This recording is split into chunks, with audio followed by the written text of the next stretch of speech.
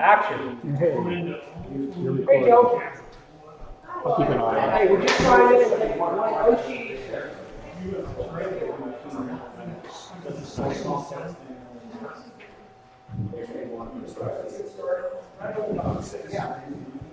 Okay, thanks everyone for attending this evening. Just a real, let's call to order the meeting. One thing I just want to mention is that we are recording this tonight. It's audio video recording, and it will be posted on YouTube if all goes well. So if anybody has any issues with being on the video recording, leave it. Okay? All right, so first order of business is the adoption of the July 11th and July 15th meeting minutes, which I sent out to the board, I think 3 or 4 days ago. Yes. Move we accept them. Okay, all those in favor? All right. Unanimous. Okay, our next regular scheduled PRCAC meeting is Tuesday, September 12th, right here at the community center, same time. So please have some more information later in the meeting about what the agenda might be for that meeting.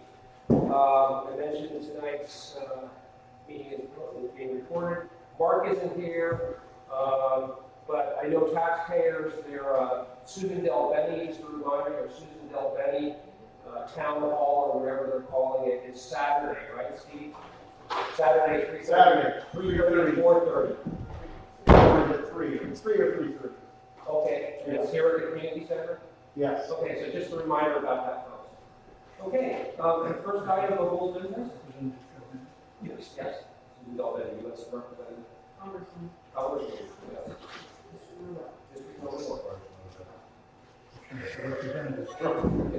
Okay, first order of business, our good friends, Mr. Wolpers and Mr. Hegedus, up again, I think for the 6th time, 5th or 6th, to resume this extended conversation and this great work that they've been doing, working with us on the Point Roberts solid waste pilot program issue. So, all yours.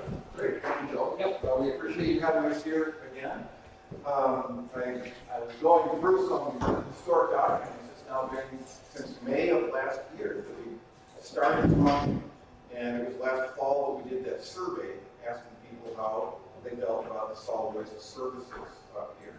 So since then, we've been coming up and talking with folks and coming down in altitude about thinking about what we might want to do up here.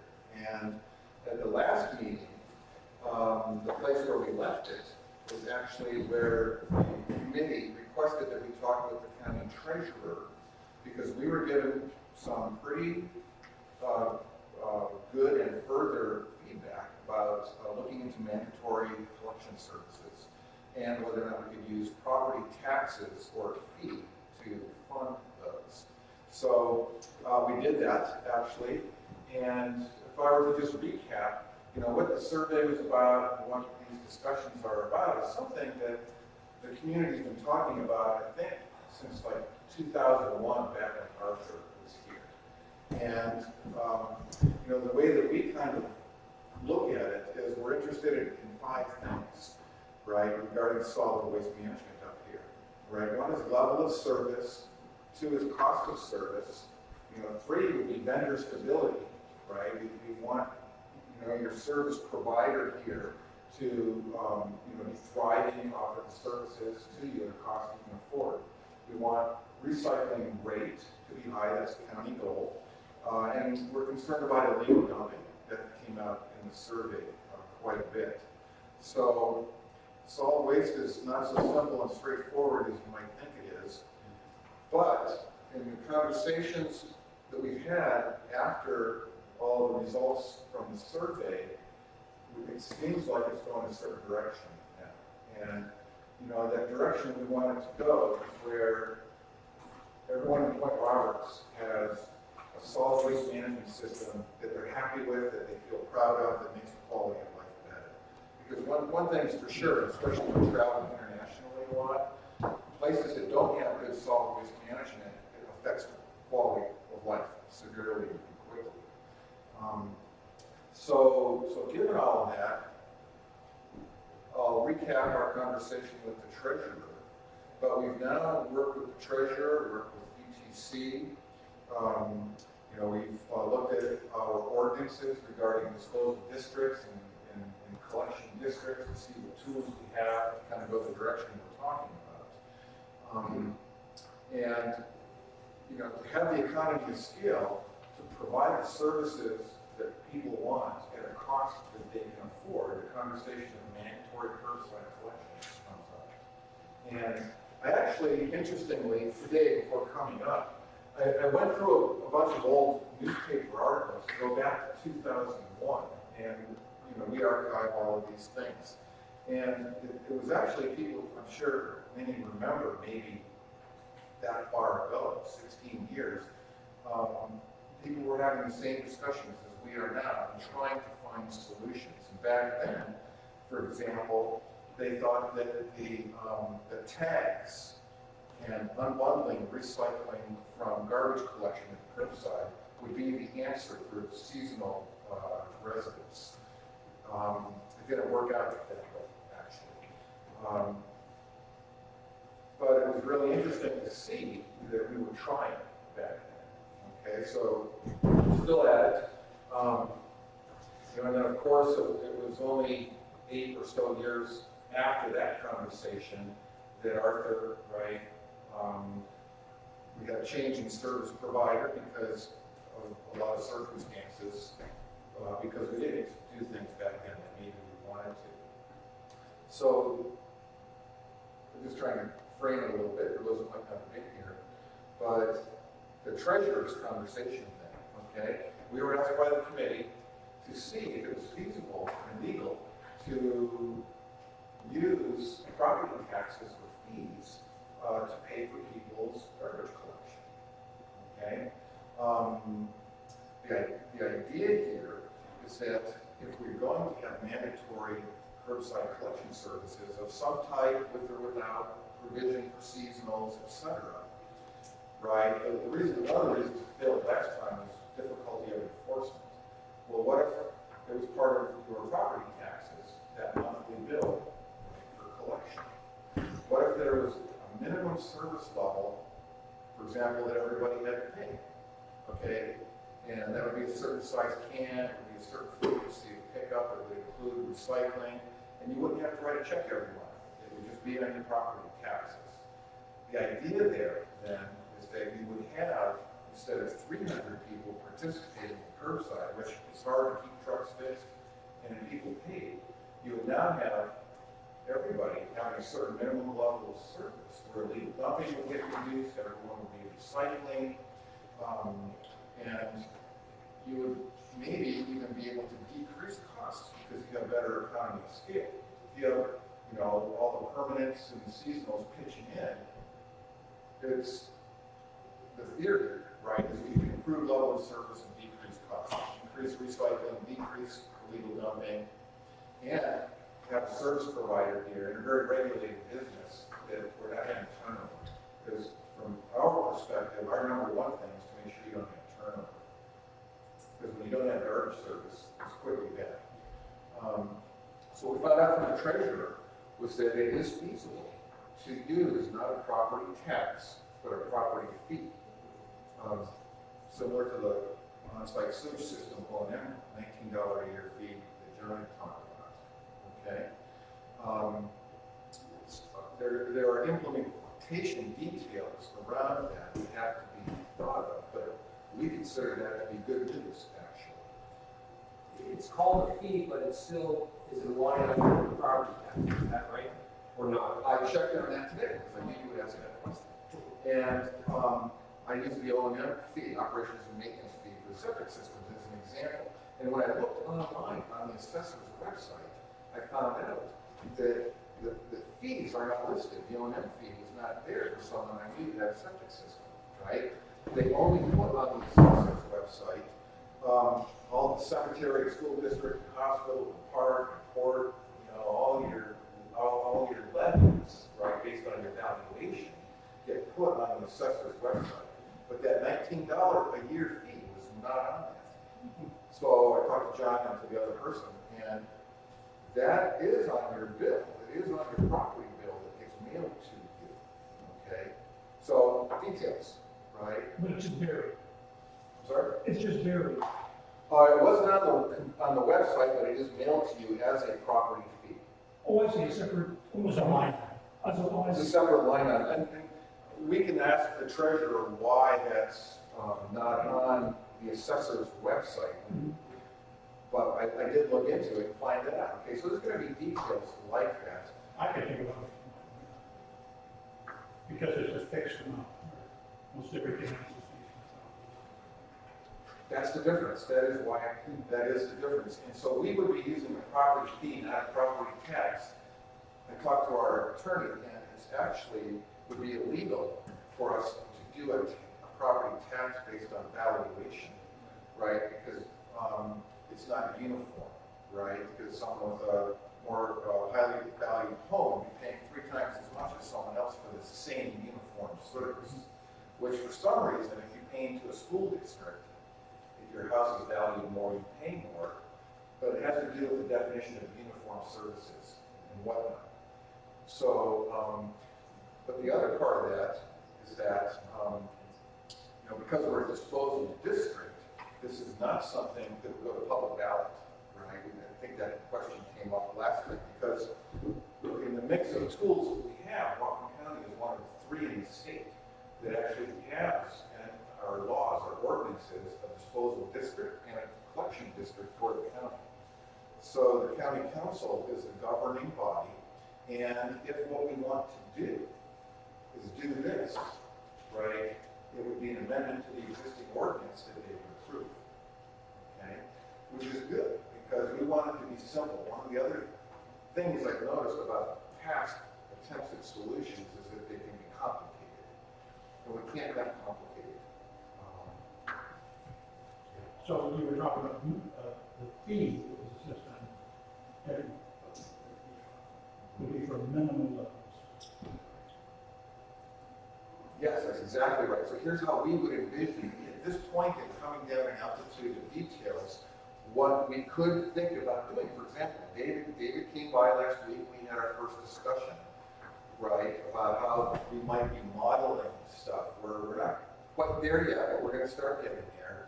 And like, out of the box thinking, how one way that might work is what we want to do would be, for example, okay, you would pick a minimum level of service that everybody would have, okay? And, for example, that minimum level of service might be, okay, everybody has to have at least 1 mini can picked up twice a month with recycling, okay? And if you look on the tariff, which I brought with me for Can Do, and I looked quick before I came, you know, I think that fee was $10.99 a month. David, correct, jump in any time. Plus the recycling. That was the recycling and garbage. Every other week for a 20-gallon mini can. Now, David tells me that the 20-gallon mini cans aren't that popular because they're so small. Okay, but if that was the minimum level of service, right, that fee then, times 12, would be on $180, would be added to your property taxes. Okay, and now if you wanted a bigger can, or you wanted every other week pickup, you let David know, and they just invoice you then every month for the difference. But what happens then, for example, with seasonal folks, okay, when we try and accommodate them, which I think we should try and do, you know, it occurs to me, maybe, that that's not onerous, okay? Right, every other week, 20 gallons with recycling. It's meeting all of our goals, it's not expensive, but we want it to work for them. We want it to be able to use it. And since our last meeting, we had 3 good comments from the public after the all-point bulletin, great article. And one of the comments was something we talked about, but we're going to have to think about more when we want, and that is, you know, if people are only here on the weekends, not all the weekends, we don't want them taking their garbage cans and leaving them there full, and then they sit there for a week or 2 when they're empty. You can't, that's not good for anyone, right? So, how do we accommodate that? Well, guess what? In the existing tariff that David has, there's a fee for a carry-out or a drive-in, okay? Right? For $5, they'll walk up to your, depending on the distance, right? So it's a walk up or a drive up, but I think for an extra $5, they'll walk to your house and pick. Do you know what that fee? I have it right here. Yeah, it is. It's $5. It's like a roll-up fee or a pickup fee. But it's based on how many feet you have to go. It's like $1 for so many feet, another $1. Yeah, I'm gonna say exactly what it is so I can make my point here. So, Yes. So it's a, they'll walk 25 feet for $1. And pick up a can.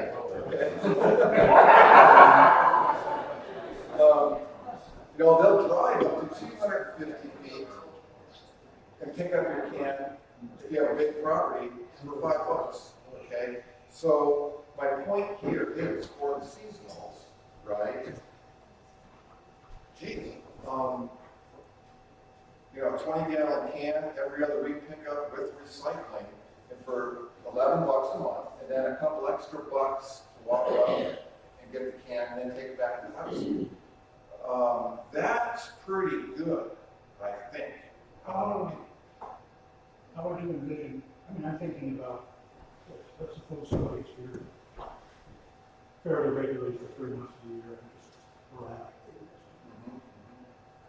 And they're willing to pay whatever the fee is to have the can picked up someplace public or something and put back.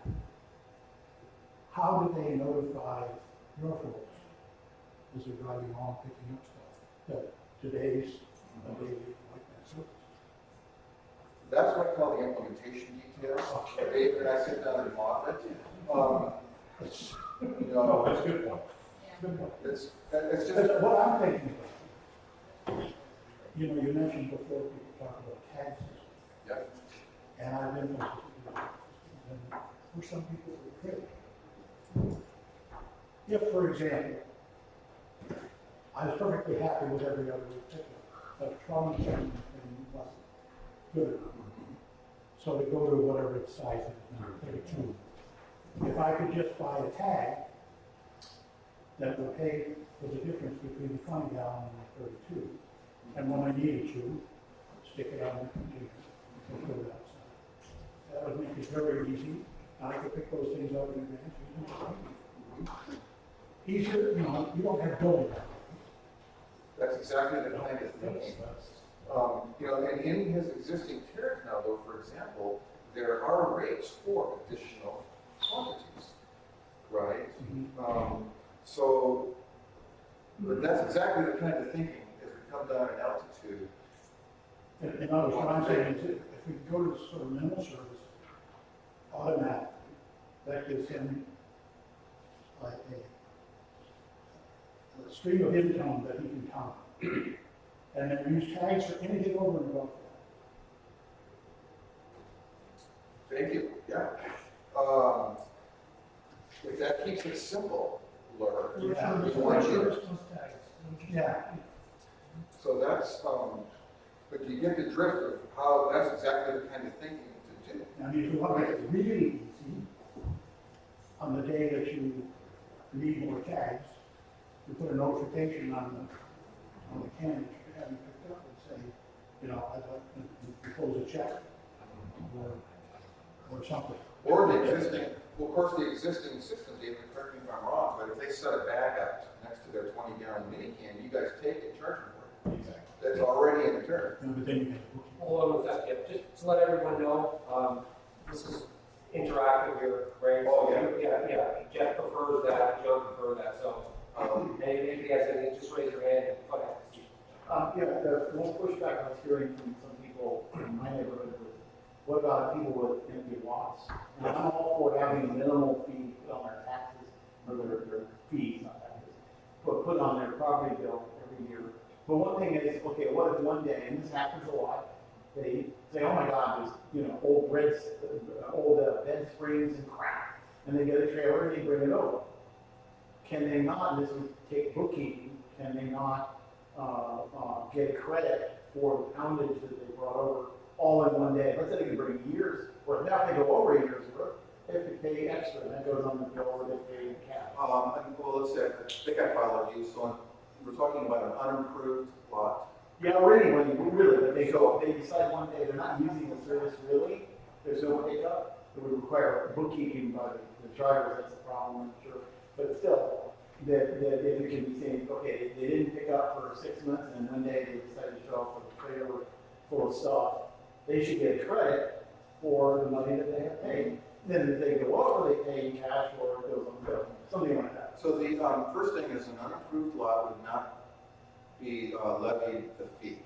Now, that was different than one of our conversations. Just like a lot of our septic, does that septic? If if it's a place where, you don't have water and sewer and people are living, Okay. then you would not pay the fee. No. And the way it would work with the treasurer is that by November of every year, it would be up to us as the health department to do to give them the information they need on, right, what new houses were out there that should be assessed to be. Yeah. That's easy. We'd have to update their database Yeah. by November of every year. But if somebody was on it, Sorry. okay, if somebody was on it, they had a septic or a house, whatever, then they maybe could get a credit for the fact that they haven't been picked up in 6 months, and they're showing up with a big pile. That's Something like a way to work that out, that starts at a certain point. It's It gets a little complex. impossible to track all of Yeah, this. so we take some database tracking, but And things that jump in are like, well, what if they rent, you don't know if someone's, they're not living there, they call themselves seasonal, but if they're renting it out, then so the idea of the, Isn't there a big difference between household trash and the kind of stuff you're talking about, bed springs? well, more by volume is all. But Yeah, no, but but household trash is a classification, am I wrong? no, it's all by weight, other than recycling.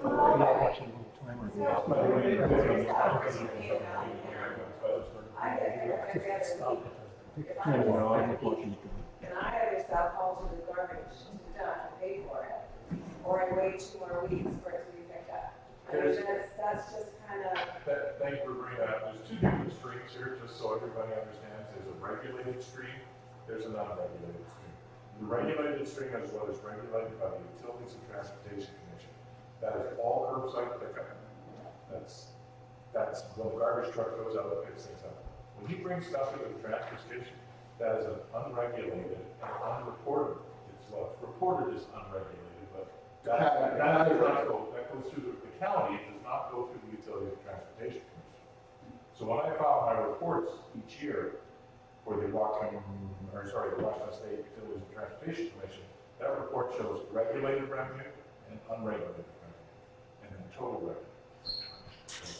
So they're two different streams. So, for someone to come and bring recycling to the transfer station, essentially that's not curbside. And although recycling is not taxed, so that's not really a good example, but if they bring a garbage can there and say, oh, well, you didn't pick it up for me, and I'm bringing this, it's not been picked up. We'll pick it up for you, that's regulated. If you bring it in, it's unregulated. So they're, again, two different streams of revenue, two different operations. it's like in Bellingham,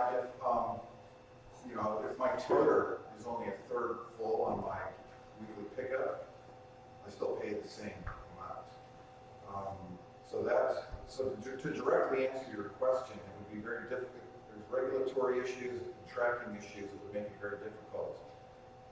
So I think there's a fair issue that you're going to get pushback in that area. Right. So in looking for a solution is all. Here's the analogy for land control. It's like your water. The what? Your water. Yeah. If you don't live in your house for 6 months and you don't use any water, you still got a bill, but no, not. You get $32. And if you use a lot of water one month, you pay it. You don't get a credit, no. And essentially, garbage collection is utilities. Yeah, just like that. So, okay, so here's, I don't know if you just answered this, but say someone wants to support the sustainability of this, but prefers to bring it in themselves because of how regularly they will use the service. Would they still have to pay the $180 of the year plus the dump fees? Like, just say they didn't want to pick up things too irregular, they did it every 2 months or Yes, yes. Just like the water. Yes. You still have to pay the 180 plus the dumping. There's no way to figure that out. That would be correct. For example, we had a gentleman that came into the transfer station this past weekend, 4 times, pulling a horse trailer. Oh, I saw that. About 1,800 pounds of garbage. That's He gets curbside collection. really. Should he get that for free because he gets curbside? No. I meant normal. Well, again, most of the people that bring to the transfer station bring large quantities, trailers, their trunks full. We get a number of people that bring in a garbage can or a couple of garbage bags and do the recycling. It's a little different situation, but the transfer station, under this system that's being proposed, and again, we don't know what it's going to look like yet because we're still getting them. People that bring stuff to the transfer station, these are large quantities. Except the truck that was right in front of me, who had one stone garbage can. Jill? I'm just curious, we're talking residential, how do we work with commercial? Commercial, completely outside. That's a kind of a different part of this conversation. So is commercial property assessed $180 a year? Oh, no, this is just for residential. This is for just residential. residential. Okay. Yeah. So that would be something that I would negotiate separately, and I kind of hope that down the road we would have recycling for commercial work into that as well. That's a huge issue for Yes, ours. it came out in the survey, and my own opinion of that is currently, that's in the category of, if we have economy of scale, we can increase our level of service and maybe reduce costs too. But when we're a shoestring operation, we don't have as many services to offer. We're all shoestring operations. Yeah, I understand. And John had a point he wanted me to make actually. When I talked about the 20-gallon mini can twice a month, that's $11. And if you had then walked to your house for a couple of bucks and pick it up, that would be 15 times 12 would be $180. That's just one hypothetical example of what we could decide a minimum level of service is. So just want to be careful that people don't think that's what it's, none of this is set in stone at all. We're trying to picture what it might look like. And the reason we do make the minimum level of service low is so that it's not onerous on someone that may not be using it as much. Right? And those people that want more, then just call it big, and they get the bigger can, and they get the every week pickup. And another reason is, I'm in my mind is, if you set a minimum level of service, people are not going, if I'm paying for a 32-gallon container every other week, my tendency might be to try to fill it and throw out stuff that maybe otherwise I try to recycle. But you'll have recycling. Yeah, hold on, I mean, but, I'm just saying, people have a tendency to say, well, geez, I've already paid for this, and that's use as much as I can. So if you make a minimum level of service, we're also trying to lower the amount of garbage. So people go out on the road and pick up the litter Yeah. in front of the house. Okay. The idea here is that though everybody gets at a low level invested in having a community that it doesn't have, high levels of illegal dumping. It has, services that they can choose between and be proud of. Because in the mix of this also, David mentioned that the transfer station is the other half of that. The county actually regulates that half of it. And, we realize that facility, it needs some improvements, okay? It's not very big. If we didn't have curbside and everyone was just driving there, it would be very congested all the time. So the way I look at it is, and when I look at these historic conversations in the paper, in this day and age, to not have curbside recycling is primitive, it doesn't work, it's not good resource management. To just have it at a low level like we have now in a unique place like this, where it's far away, smaller demographic, less people, it's the finding we have about this, it doesn't work well. So if everybody's participating in a low level, and we increase the services, maybe decrease the costs, people start getting happy with it, more people do it, all of a sudden, you'll have something that's working well. So, to conclude, we're getting continued instruction from the community, it feels like, to model what it might look like with mandatory curbside services. And for us, that might mean a minimum service level for permanent residents and a minimum service level for seasonals. Maybe seasonals, they're only in it for 8 months out of the 12. Maybe everybody gets a 32-gallon can, and the permanents have to do it all year round. The seasonal's only 8 months. We'll be looking for feedback from you guys on that. I have a question. So with the minimum level of service model, and say a seasonal household, they know June through September they're here a lot, so they want to maybe increase their can size or increase the frequency.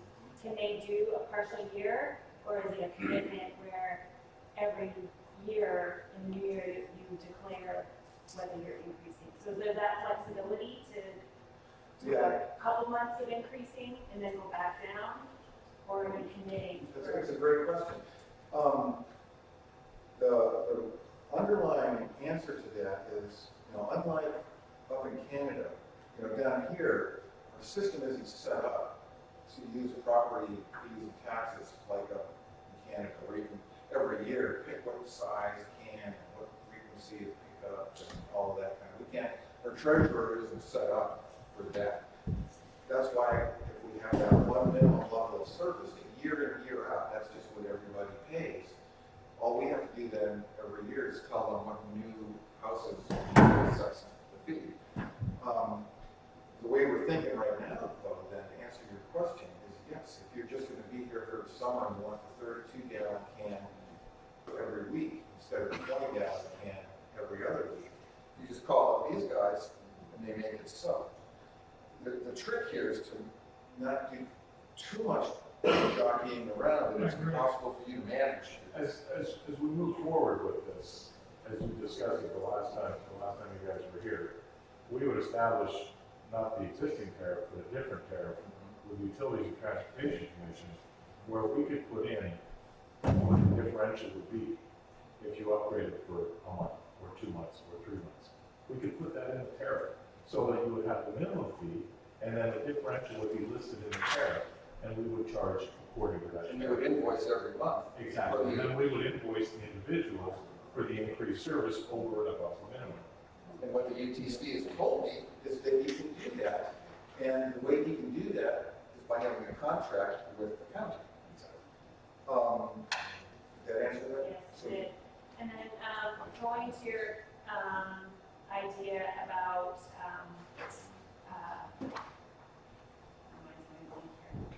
what was the thing you were talking about right before? Transfer station? No. Welcome back. Okay. The transfer station, investing in the community, low amount of illegal dumping, maybe in the future, when economies scale, perhaps we could have commercial recycling. Oh, determining who is seasonal versus non-seasonal. How are we doing this? That's a good question. Yeah. Okay, we haven't thought of that through, but we will. Yes. I think it goes back to keeping it simple. We have the analogies with the water bill, we also have the analogies with the septic. If you're not using your septic, you still pay the septic through the health department. If you're not using your water bill, you still pay the water bill. That's going to be You the don't have kids in school, So, so. it's like, again, we talk about keeping it simple. Let's really keep it simple and not worry about that. I think this gentleman is bang on. I think if you add too many layers, it's going to be good. I think the water bill analogy is a perfect, and that's why the seasonality versus non-seasonality. Forget about that. And I keep thinking from the seasonal folks, they may bog down in the winter a couple of times. Of course. And guess what? They're not going to have to worry about going to the transfer station or illegally taking their garbage back across the borders or worrying about their recyclables. Then the other question, Yeah, go ahead. When we figured this out, the water bill right now is charged to the property owner. Be sure to figure out how to deal with the renters, because the renters are the ones that'll have the differential fee. Property owner's issue though, isn't it? Yes. They would, As the landlord and renter. You know, some are more active than others perhaps. I don't know what percentage are rented or not, I just want to make sure that you consider that as part of it. But didn't you Because say right now, now, recycling is done by whoever asks for it, not necessarily the owner. Or the- didn't you say, Nan, that renters, the property, water bill goes to the owner of the property? Yes. Then this would be the same. It's really an advantage to the renter, I would say. Yeah, but you increase the rent. If you're renting out your place, now you have to pay more, then you increase the rent. and one of the, I'm just saying, good point. consider that It's- as one of the issues. I think one of the scenarios that you suggested earlier does consider that. The property owner will have a base flat fee all year long, and if your home is rented and they're using the service greater than the amount that the flat fee covers, then they will be invoiced and charged for that separate amount. There is a little twist there, and that's that if the property sells and there's monies owed against that property from the utility, that then is reported to the title company, and the title company deducts that from the settlement in the sale. Now, if the renter asks for the increased service and didn't pay for it, the property owner's gonna be on the hook. Yeah. Just like. Just like it was Just like like the a lot of water. Exactly. Thank you, though, great point. Yes. So the property, I'm glad you brought that up. the owner would have to make sure that he was making arrangements with the tenant. One thing I didn't wanna, you just brought up another detail that's of interest that I will go ahead and mention. The difference between a property tax and a property fee is that a property tax is lienable if not paid. In our discussion with the treasurer, the law is that property fee is not lienable, okay? So, the detail we would have to work out is that in our ordinance that we would amend, there would have to be language about civil penalties and collections process for those who did not pay or pay, but paid their property taxes. Or something energy. But it feels, so, it feels though like we're getting somewhere because the treasurer, the UTC, we can't do, our existing ordinances on disposal districts and collection districts, the tools, the ingredients seem to be there. And one of the things I just want to reiterate that you mentioned earlier, since the APB put that article in, I think our last meeting, about the discussion on this, you received 3 letters, I believe, and I received 2, one of which was published in the Plain Interface this past month. They're the same one, the story. Okay, so it's what, 3 Three total, Yeah. and everybody reads the APB. So 3 total out of everybody in the community, and those 3 were against or negative, right, in terms of. They were good. I thought that they were, good comments. Right. Just like with the comments in the survey. For example, one gentleman was very keen on the idea of not having empty cans sitting on the street for a week or full cans sitting on the street for a week because a seasonal resident had to because they weren't there. They took it down and left it, right? So that got me thinking more about that. And I did talk with each of those 3 people, and we at length addressed all the issues, and it felt very good. You may be able to answer this one, Dave. Is there like a lockable device on the cans that keep animals from not from over or whatever? Yeah, there is certain cans that have a device that flips over both sides. And I see a lot of them out there, and I don't know where to purchase them. I actually was looking for one for myself. Bungee cord works really good. Well, bungee cord works fine, but they actually don't stay with the can or the lid when our guys got them, and they tend to go here, there. And unfortunately, we have replaced a lot of bungee cords, but there is a can that has a locking lid. Right. two steps on each side. And, you know, they'll try and knock it over and drag it around, but they won't. No. It seems like at least one of the letters was saying there doesn't seem to be a problem with basic dumping. And I think everyone here, you know, illegally, and everyone here thinks that maybe there is. It comes and goes, you see it, you don't see it. So I think maybe this committee, if there's ever a report to go on the APD or whatever, could say that the general consensus is that there is a problem. And maybe some people don't see it as a problem. I don't know. It might be good to do a little education. So let me speak to that, and this is just anecdotal, right? There's no data behind this, but the Point Roberts Registered Voters Association, we didn't do it this year yet, and we do our annual voter pickup in summer. And I can say, quite frankly, I've been the president now for I don't know how many years, and you'd be shocked at the amount of stuff that's out there that's illegally done. There's like hot spots, like over by the old Alabama Roosevelt. It's amazing. And the doctor road program operates through county health. And so when those bags of garbage are brought in, they're weighed. And county health knows where they were picked up from, what area, and how much garbage there was. And they pay out significant dollars, and have paid out significant dollars in certain places where there has been, what do they say, mattresses dumped on some of these property. Well, at the other side of the legal dumping is us, you know, I don't have a dumpster anymore, but I do have a dumpster that filled up every Sunday afternoon. And, you know, and that was an honor. And he To said- the point where I had to put my garbage on the ground, you know. Dave says that the arena was a big problem. Or they should do. Locked it, right, and now the problem kind of moved somewhere else. Yeah, so that definitely will eliminate. If I could quantify that question, in our survey, we had a question that said, do you agree with the following statement? I am concerned with the illegal disposal of garbage in local public park dumpsters, commercial dumpsters, and other places, or by burning or burying. 60% strongly agreed, and 32% agreed. So 92% of people are concerned about illegal dumping. You're racist? Yeah. And when I went through these old newspaper articles from 2001, people all back then were worried about all illegal dumping.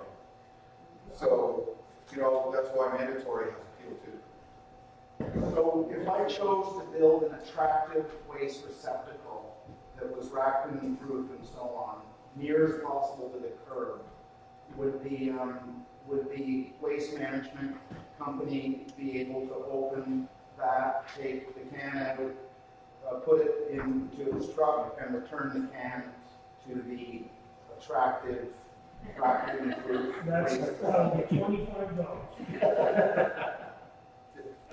Is it something they have to like open up? It'd be very natural. There's probably a lifting requirement for Well, how I'm much not sure, you actually. there are lifting requirements, there's, you know, I've got to deal with LNI, and I also have certain regulations that are in the tariff, so. The front would open, so it just. Well, again, it would depend on the simplicity of it and what the time frame is. I mean, you know, the objective is there's a can on the side of the curb, we pull up, pop the lid off, dump it, put it back. Here's how We've ours got works. you know, You put your can on it's all automated, so they put your can, you have to be facing the vehicle, so they can go down and grab it with their things, and if it's not, you're on the left. Yeah, but what I'm saying is that if there was an attractive container that was near as possible to the curb, then all the people who weren't there often or wherever would never have to worry about it. The garbage man would just go look at it, see if there's something in there, maybe there'd be a marker saying there is something in it. And that would be that. And it would especially be of use to people who aren't living here, I think. When you say traffic, would it meet the architectural design guidelines? Absolutely right. Absolutely. More of a question than else. I mean, I'm on side with this, I think, generally. But in terms of how much of the illegal dumping would in fact be addressed like this versus people, like you mentioned in Mathis, and, you know, small lines that's left on the side of the road. I mean, that's still going to be there, right? Yes, thank you. We, county, you know, we also do 200 to 300 illegal dumping complaints a year countrywide. We stopped at a complaint site on the way here before the meeting. You always have some illegal dumping wherever you go, and that's just the reality of it. So yes, trying to minimize it though, because right now, it's not just the mattress sometimes here or there. It's people stuck in commercial dumpsters, parks dumpsters, or, you know, and that's something that the behavior needs to be addressed. It's a lot of work following up on the sites. We could sell this whole thing a little better if there was some economic method that the employees could say, mattress, grab it, throw it in, you know, in some way for them to take it too, as part of the overall fee structure. That would be a great way to ensure people go, okay, this is sounding really good. Or you minimizing it. Or you have like we do a lot of municipalities, and then once or twice a year have a pickup. Right. Well, There you go. you know what, that's something that would be fine, but it wouldn't fall under the guideline of the mini-can every other week. No, all right, glad to jack up the price a little bit so that we can cover the expense of this. Because the problem is But in the model, it's a logistic problem.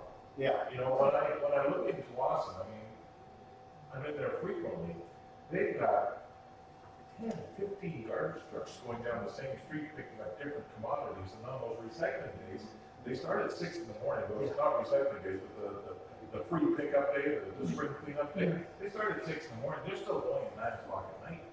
And they've got larger vehicles that they're going, because people put anything from a mattress to the kitchen sink to couches, so it's a logistical thing.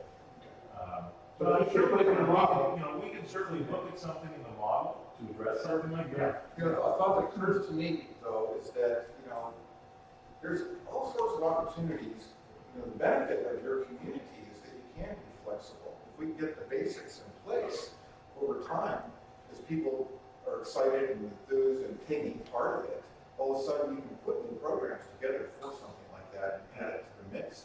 Because what we see at places like Lopez Island, for example, amazingly, you know, people get excited and proud about their garbage system, and all of a sudden they have swap shops, right? And, you know, exchanges.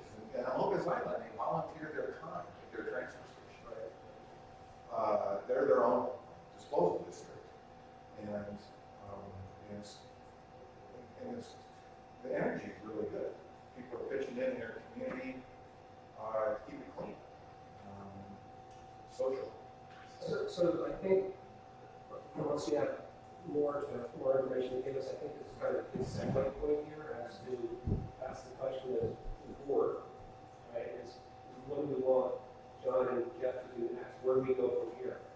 What I'm hearing is we're at that point where maybe we ask them to start the modeling with the parameters that this would be a property tax fee, right? And we would, as Jeff said, the heck with the sequels. No, I'm just kidding. No, excuse me. Yeah. And then what other parameter effect would we give them kind of start doing the modeling? Well, maybe consider for things over and above that minimum level.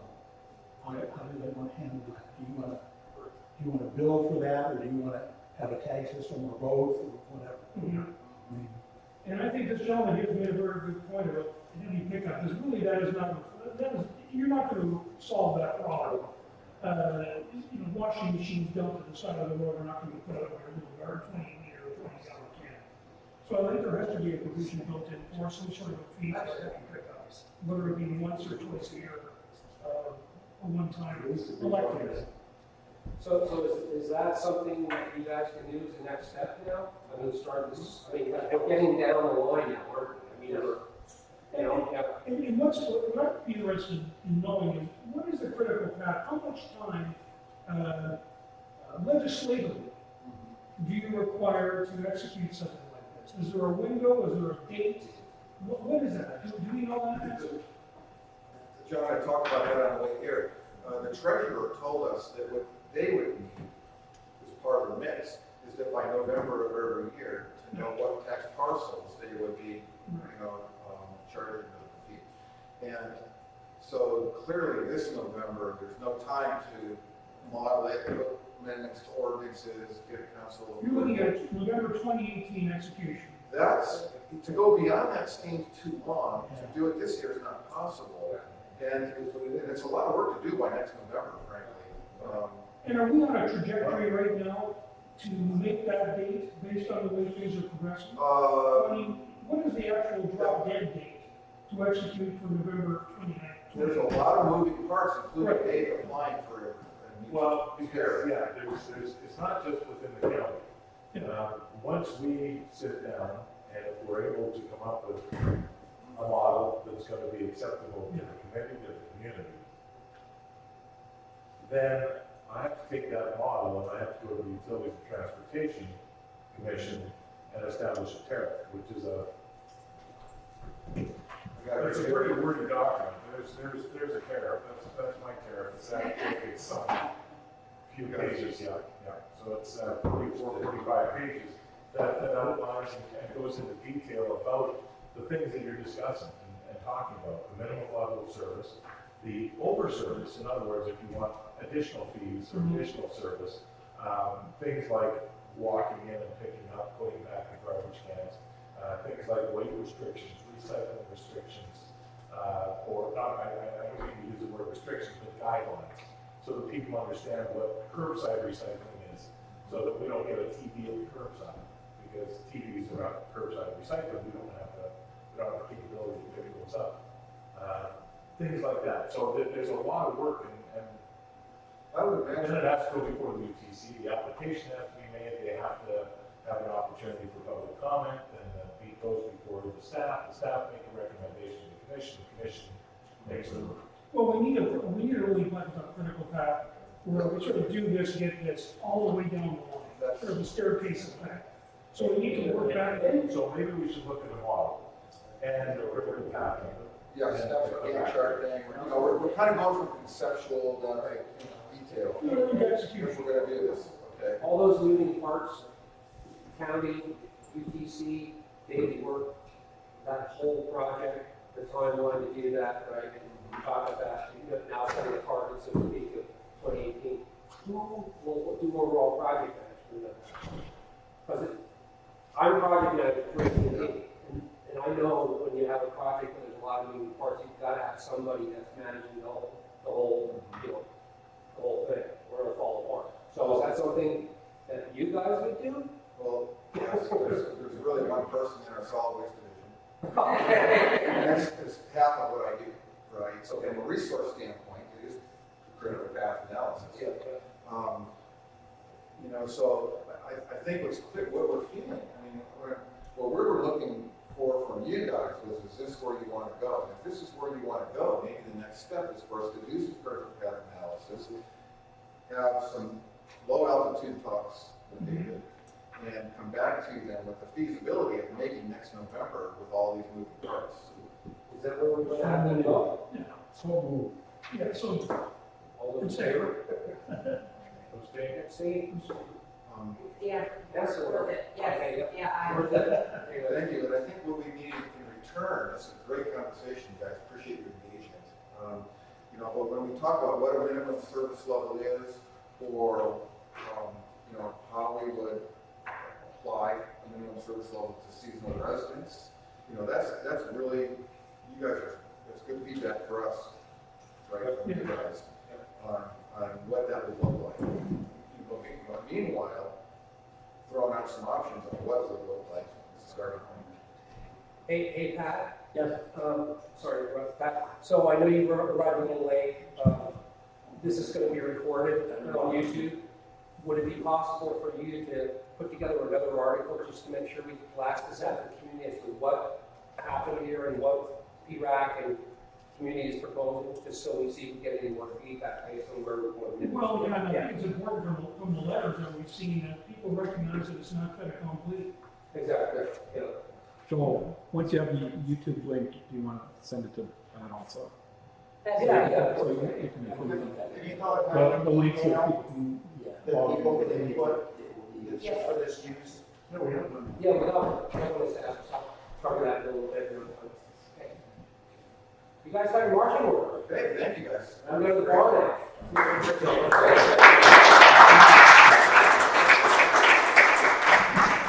Again, the director continues, spontaneous round of applause. I can hear the older guys there.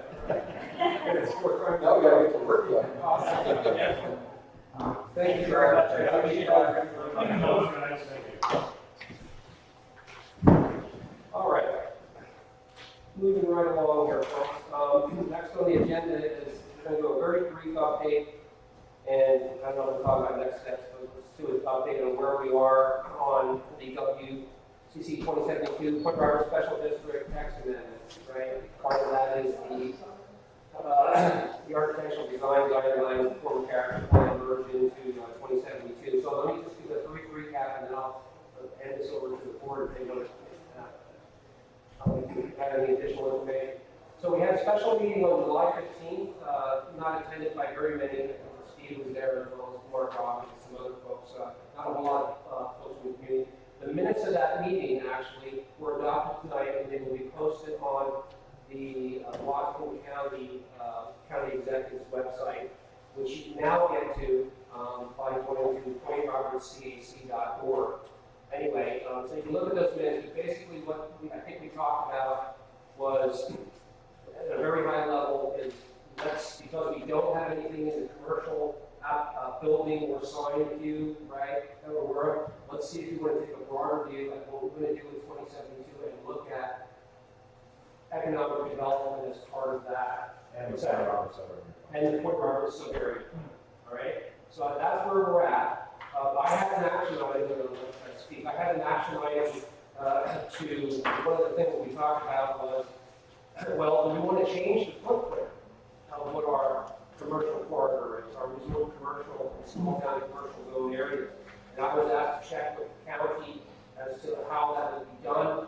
I won't read the whole thing, but that's that first sheet there. Process to change the zoning with the conversation with Gary Davis. There is a clear path, and it's basically the same thing that we did with the WCC 2072 CP merger, right? It follows the same process. Very briefly, PRAC, on behalf of the community, consensus of the community, would basically come to them and with a proposal that we want to change the zoning on these properties, and then we would follow the standard process, which is WCPS does a staff report, it goes before the planning commission, they approve it, then it goes before council, and if they approve it, then it will be put into law. I'm not sure if it's ordinance or law. So, again, briefly, all the information is right there in that sheet. It'll be captured in the minutes as well. There's a lot of considerations here. You got to think about the property owners of resort commercial and small town commercial, what they want, right?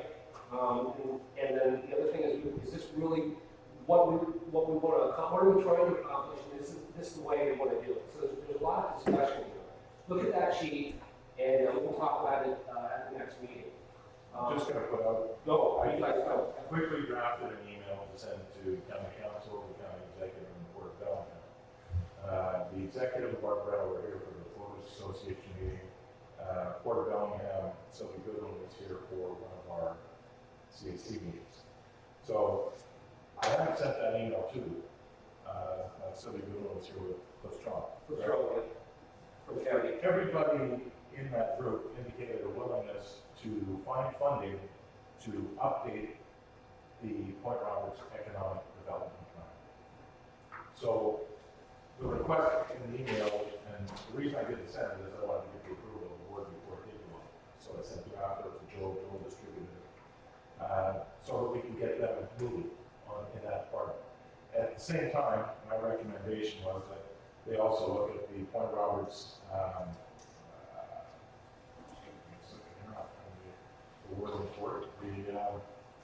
the 2001 Point Roberts sub-area plan, which is the plan that basically outlines what all the properties are, what their zoning designations are, etc. The cruel joke is that between the economic development plan and the sub-area plan, we really can't do anything there, because we've continued and repeatedly shot ourselves in the foot and let the county tell us what we can and can't do, and we still can't do anything. So businesses aren't rushing to come to Point Roberts to establish any sort of economic engine for us.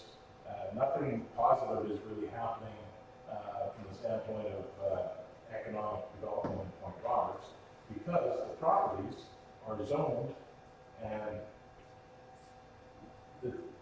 more or less dictated to through the zoning of what they can and can't do. And they can't be commercial properties. Properties along the commercial court cannot be commercial properties. They can only be residential, because there's no consideration. Unless someone comes up with some magic money and puts a sewer system in, or improves the infrastructure. We don't have the infrastructure. We don't have a sewer system. We've got no way to move forward. So we need the county to start working with the community on something that's positive and different. Because we've got the same thing from 1989 to 1999, and it's 2017, and we still got the same businesses here, doing the same things. We're fueling gas, milk, cheese, eggs, beer, wine, and packages now. You know, so we depend so much on the Canadians to come down here and spend the money, and then we complain about it. And it's a very frustrating situation for this community.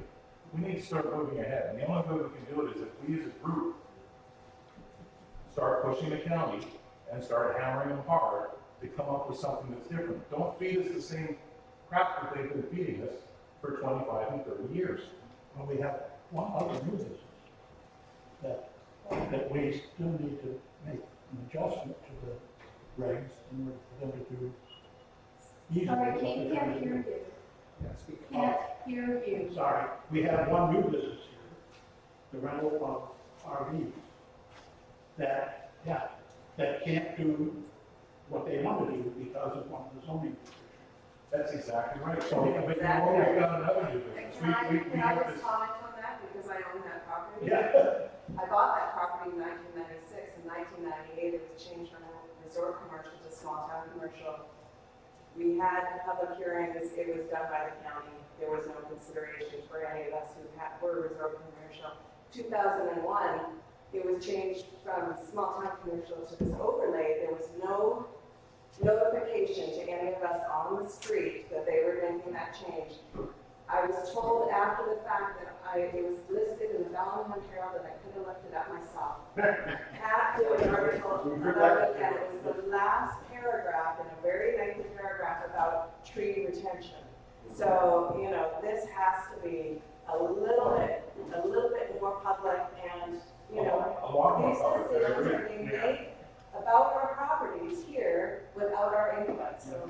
And the frustration that was experienced by the gentleman that showed up at our July 15th meeting about his gazebo and his RV. Yet, at the corner of Benson and Gulf, you can go and park your RV. It doesn't matter. You know, and seriously, everything passes.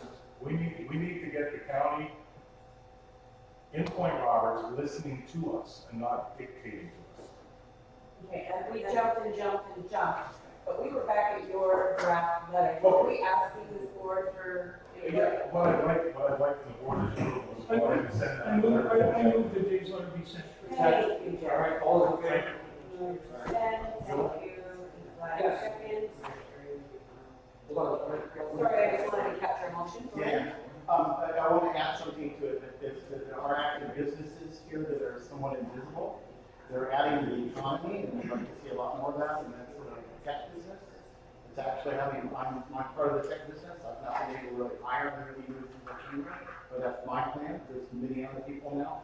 We have Wes Ireland that takes a San Francisco salary to live here with his kids and works over the internet, meaning better internet, as he says.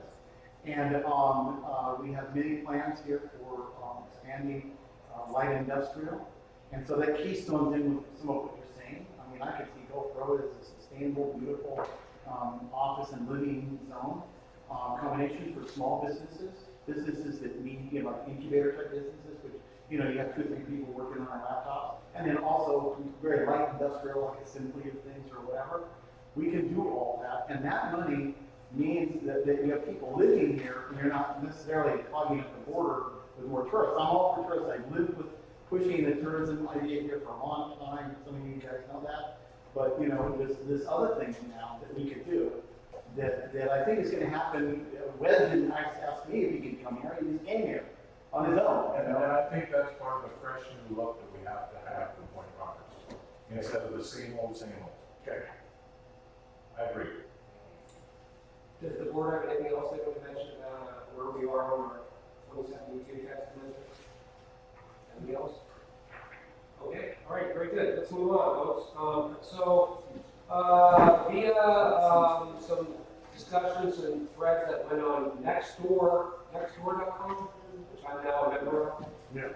I don't see a lot of the folks that were here, I think, 2 meetings ago regarding this, but there's a thread that was started, I think, with part of this, I don't mean this in an offensive way, the newcomers, Point Roberts, as far as the transportation benefit district funds and the disposition of those funds, and also what the process is. We're not going to talk tonight about projects, but what the process is for expenditure of those funds. So what I did is I contacted Joe Rutan. He's the county engineer / assistant director for public works. Right? They're basically the I don't remember the correct one. They're not the keeper of the funds, but they're the county entity we would be working with as part of the process to, if we were to spend those funds on the project. So if you look at that additional sheet that I have there, this is just a bulleted item breakdown of the TBD funds, right? And basically, as of today, our current transportation benefit district balance in the bank is $945,000 plus change. Which is a lot of money. Yeah, the parks knows that. 2016 addition to the funds was $65K. Just threw that in so you get an idea. It's about $6,000 a month or $5,000 a month if you average it. I'm sure in the summer, it's higher. Maybe not. I don't know. So just some bullet items. I'm going to take the time to read this because it's important. So you got to keep in mind that TBD, it's not just an account, but it's also a special district. And the special district officers for, in this case, for this special district are the Washington County Council, right? So the expenditure process, because I know there's been some discussion on some of the email threads and verbally, that there's a gentleman's agreement, I think was one way that they put it, between the county and the community as to how these, and there's a possibility of the county going to raid funds, etc. There is a process that's been in place now, I think, for 2 or 3 years, and the process is basically the same process we did, essentially the same process we did for the WCC 2017 merger this year. It follows the same process. If you look at the indented bullet items there, basically same thing. PRCAC working with Public Works comes together on a proposed expenditure for some or all of the funds for specific projects. Then it goes through the process where the Public Works staff creates an agenda, which is think of the Planning Development Staff Report that was done for the 2017 QCP merger. The bill is presented in an internal meeting, and then the bill is introduced at the regular bi-monthly council meeting. It's introduced, which is the process where they then docket it for the next council meeting, which is, there's 2 a month. The next council meeting, which comes 2 weeks later, and that's the public hearing. Everybody in the public is invited to go down to the council chambers, down at the courthouse on Grand Street, and sign up to speak, and you'll be called, and you can speak to the proposed, in this case, expenditure for the recommendation. If the council approves it, be a majority vote, then it moves forward, and the county executive signs it into law, right? And then the expenditure of those funds take place. So that's the process. There's an actual process there. It's not like behind the scenes and handshake or whatever. There's a process there, right? To expend these funds. As part of this discussion, Joe Rutan and his team, who I've been out there a couple of times, you know that, Steve, right? Will be more than happy to come up at one of our next PRCAC meetings coming up in September or October, and sit down with the community, answer any questions. They have data they would like to present as to what is your best bang for the buck based on the current ordinance to spend this money. Remember, it's still restricted, unfortunately, to transportation, road development, that sort of thing. So, board, should we think about adding it to the agenda for September, October? Yeah, absolutely. Let me just a point of clarification on Joel, and that is, what would it take to loosen that criteria for The process, expenditure process, or are you talking about the use of the funds? use? Okay, that's my last point. Is that state? What's that? Is that state regulated? Yes. See if they go over and look at it. Yeah, Good, good. it's been tried before. It's been tried. Arthur Reeder, my predecessor here, along with Mark Robbins, tried it twice, I think in the last 4 or 5 years, and both times, the last time, and don't take this the wrong way, it was picked up, championed by Mr. Erickson. And everybody was really excited, and it was moving along, and then all of a sudden it dropped. And apparently there was many rumors as to why it happened, and I don't want to get into the rumors. So that's my last question, guys. That's my last question. Should we try one more time to change the TBD? Well, Why don't we have Joe Rotan come up here and speak exactly. first? Why don't we find out from them first what's If involved, there's an what's agenda for our fund project. and then we decide on that. Yeah. Okay. All right, so I'll do that. I'll see when it would be available, September. You said probably September. It'll come up, and I'll put it on the agenda, and we'll go from there. Yes, I would just suggest October, because you asked me to work with them to. Okay, October. So in the September PRCAC meeting, we can discuss the findings, and then ruminate that, and in October, then have a comment. Can you clarify just what you discussed with Steve on the record, so we have it on the record? Oh, yeah, I was going to do that next. So, you're regarding the Marine Drive improvements? Yeah. Okay, yeah, let me get my notes here. So we're good with October? Yeah. Okay, so what I talked to Steve about privately, before the meeting, was my conversation with Joe Rotan. As part of that conversation, I also brought up, well, what's going on with the Marine Drive?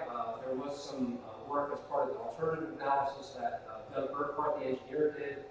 And he basically said that what he wants to do is, because it's so stale at this point, is that he wants to revisit this, and he wants to get a clear direction or specifications as to what we might propose to do for Marine Drive. This is like, I don't know, they were talking about a gravel sidewalk, a gravel shoulder.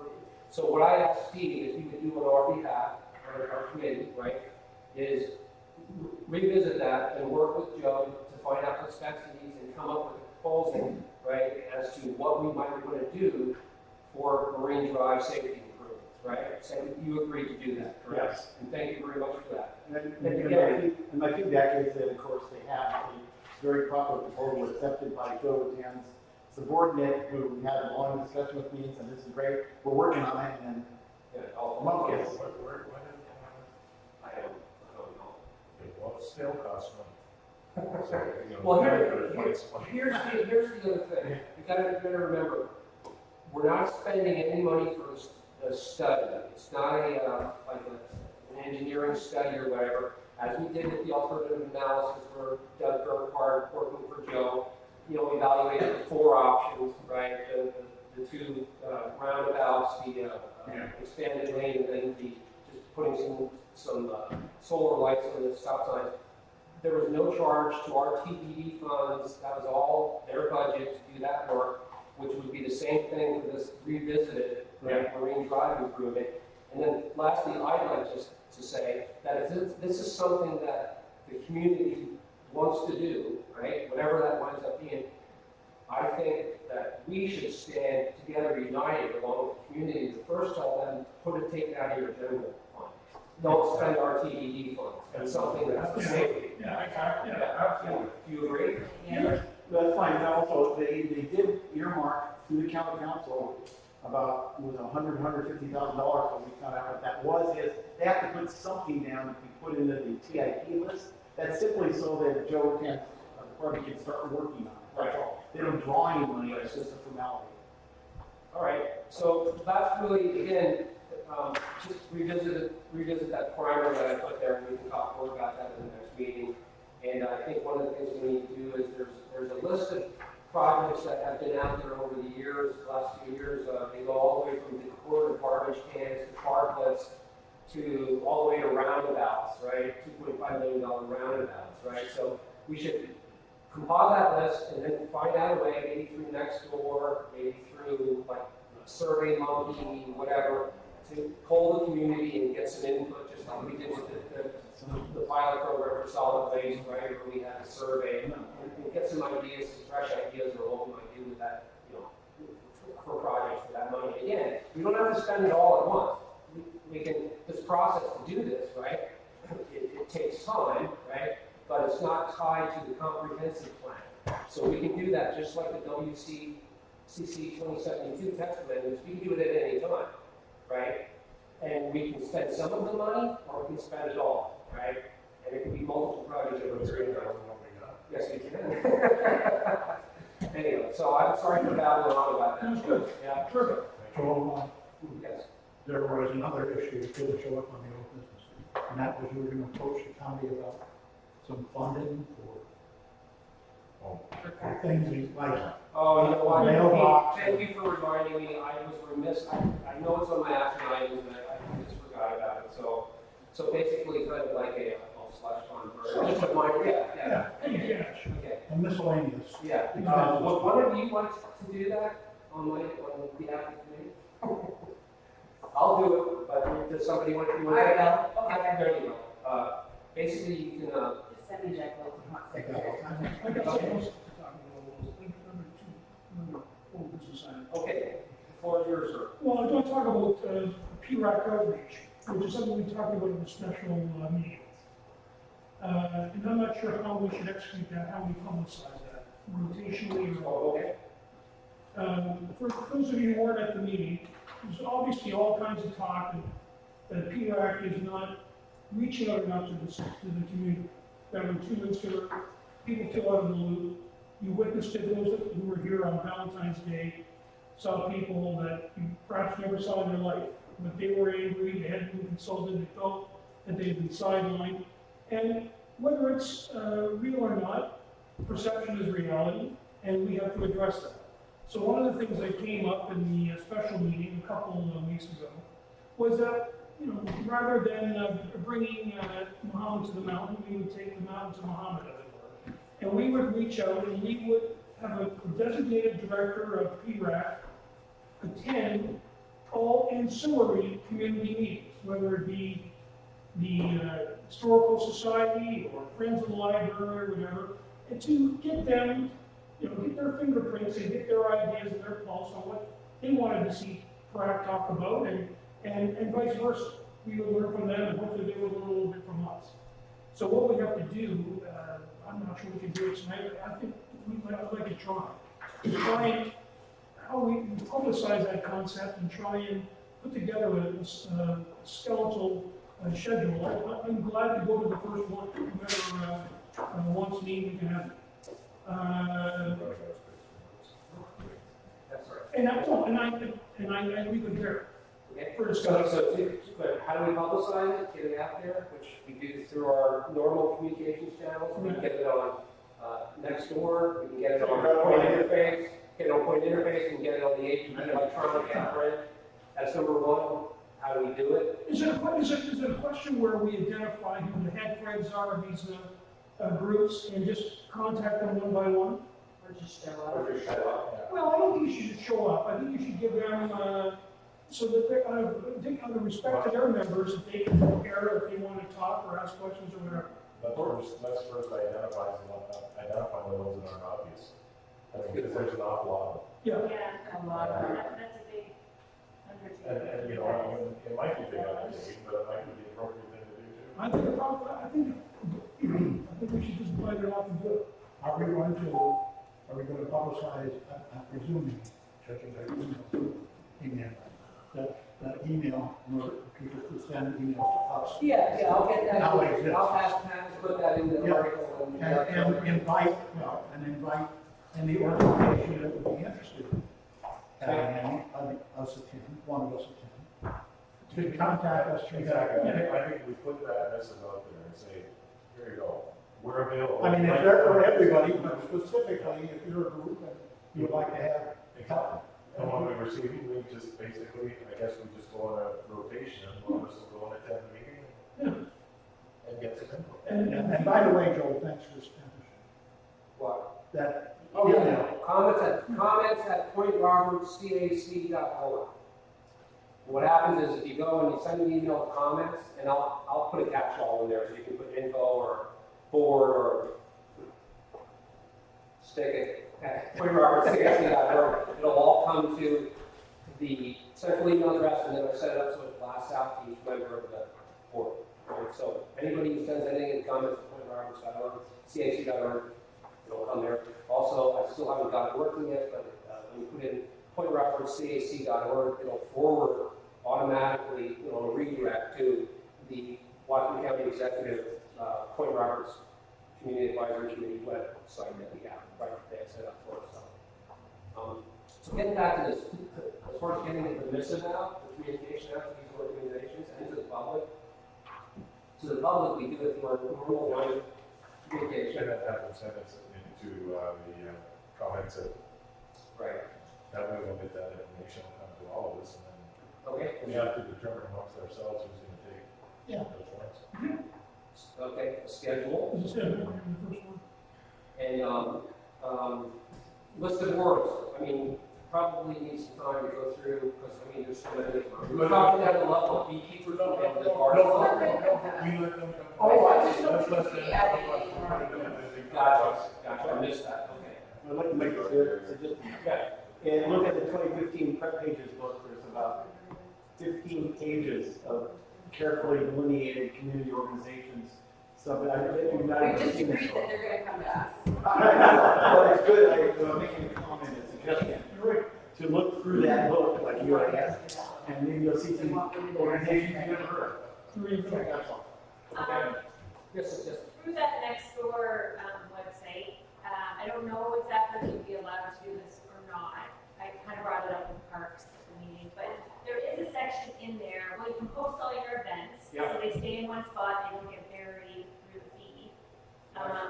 And then there is a section for like public agencies or public organizations. So I don't know if you could have just an announcement form, sort of a page within there where all of your announcements and things are. Oh, I see.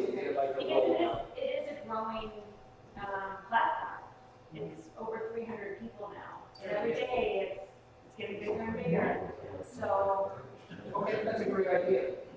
have a look at that. I'll take a look at that. Look and see, yeah. Okay. Thanks, Sonia. Yeah, oh, yeah. Okay. Let's see, where are we now? Thank you for that.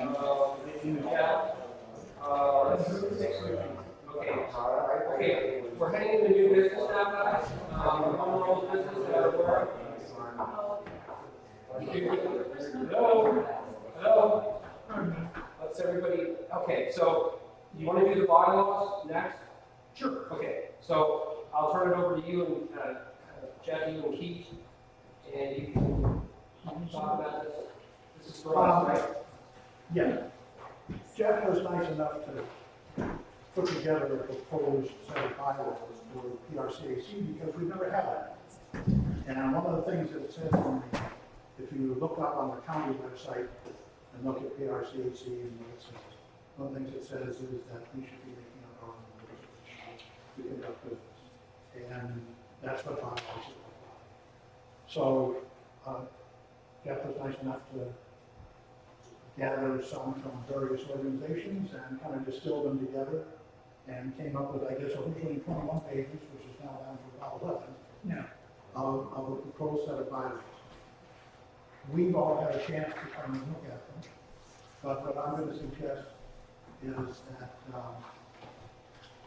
what we do tonight is just simply take these home with us, go back through them, annotate them in any way that we feel like, and have it as the other business on the next meeting.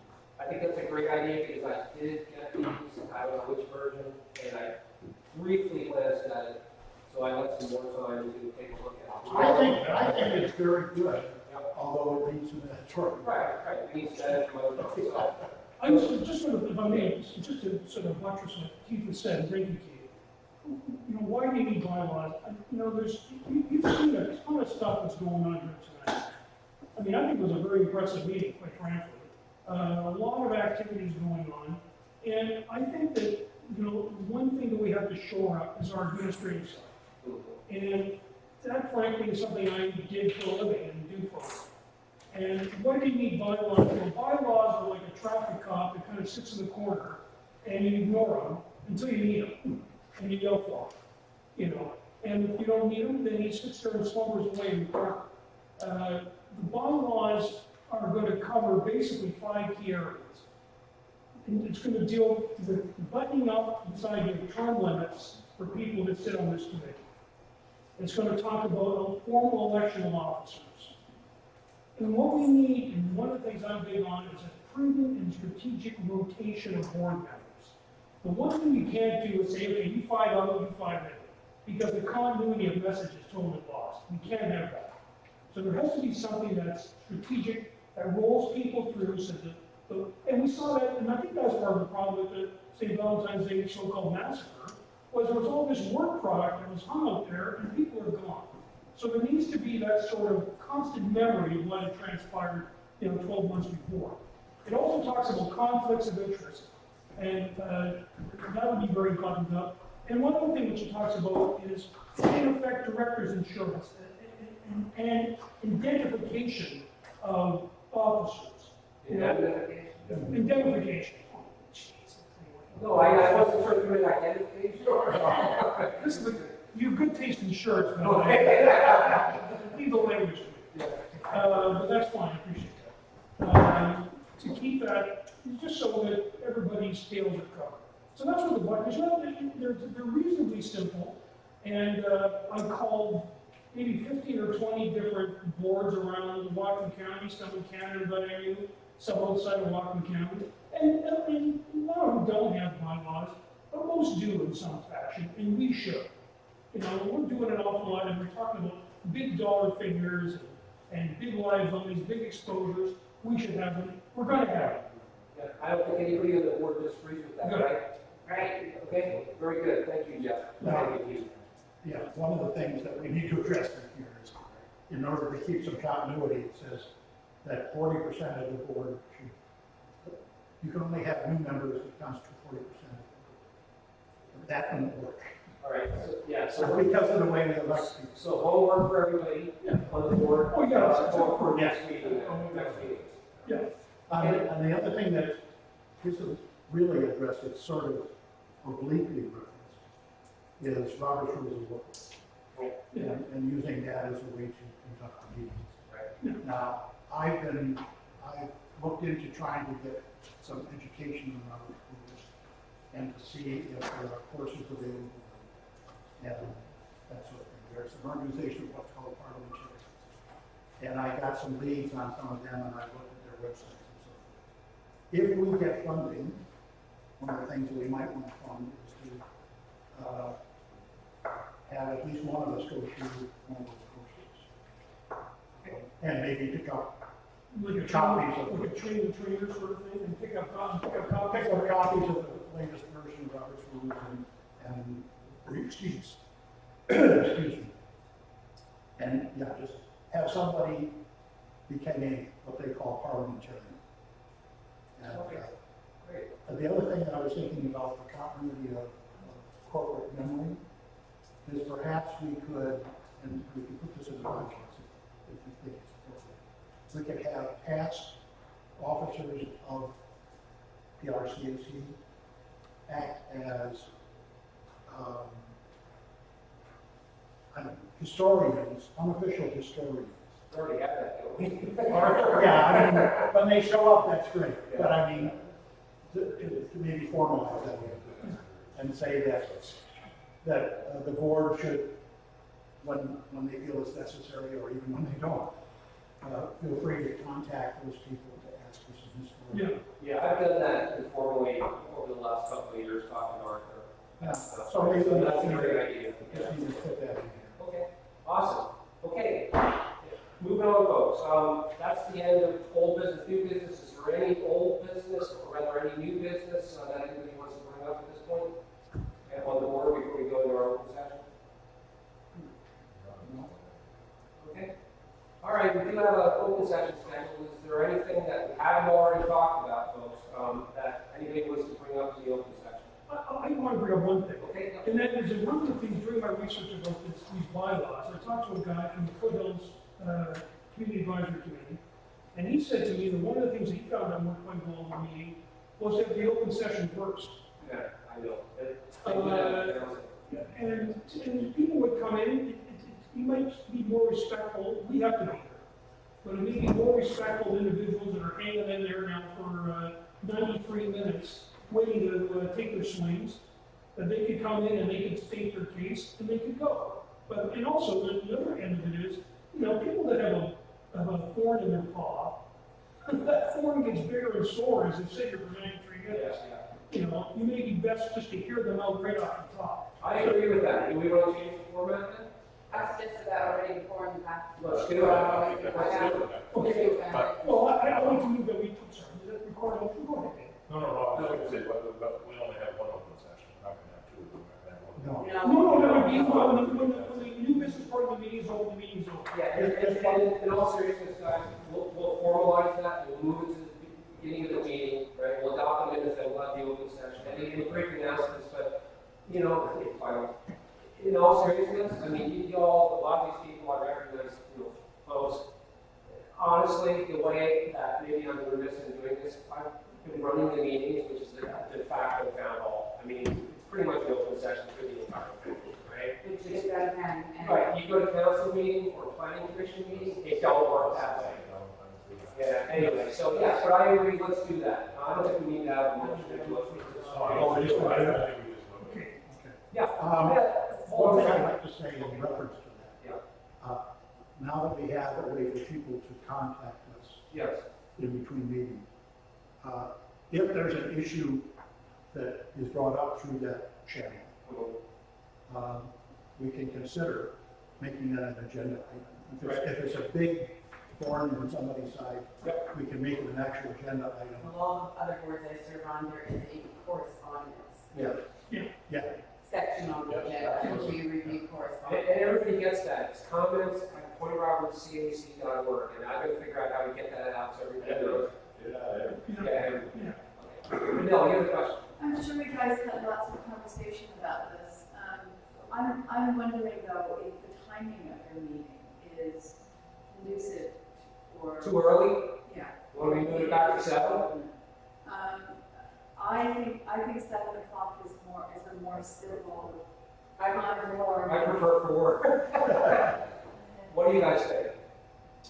Well, it doesn't matter to me, so I mean, what's you know, it's a public meeting, what is a public? Seriously now, when I changed it over to 6, I did it for voters too.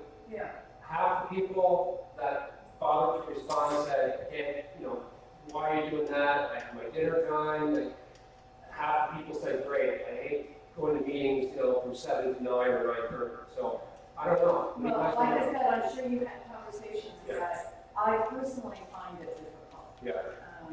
Because, you know, I'm making hay while the sun shines. Yeah. And the sun It's still gonna shines. It's gonna be dark really soon. We'll put it on next one. Put a survey on next one. I can't hear you. We'll put a survey on next one. What do you guys think? I like 6. I'm sorry. Obviously, I do too. Yeah, I'm partial to 6. Doesn't matter. Honestly, it doesn't Allows matter. me to have an evening. Yeah. This is meetings week for me. I have a meeting every single night this week and Monday next week. Sooner I can get them over, I can go from work to Blaine, got here in time for this meeting. I have a meeting since lunch. I cannot be having a meeting at 7 o'clock at night and going home at 9:30 and trying to eat and then turn around and back to work the next day. And I do really, really appreciate that. I really do.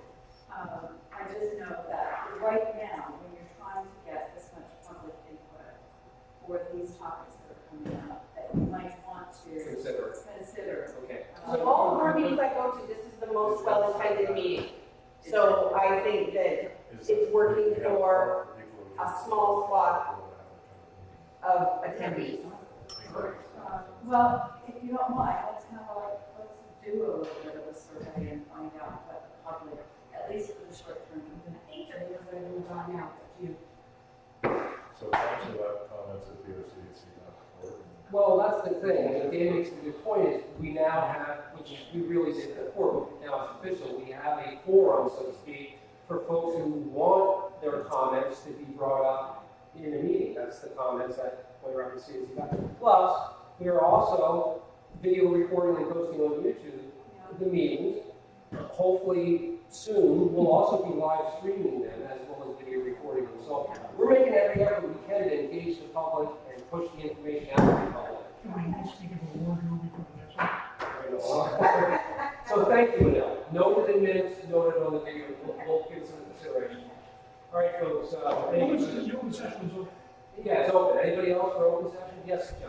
Yeah, a couple of things, I'll try and be within 2 minutes. So the Parks Department there was a bid for the request for bids for the new library proposal, and no locals stood up to do it, as far as I know. So I just want to kind of note that, and I know there's complications in the commercial bidding process. It's not what most people are used to doing.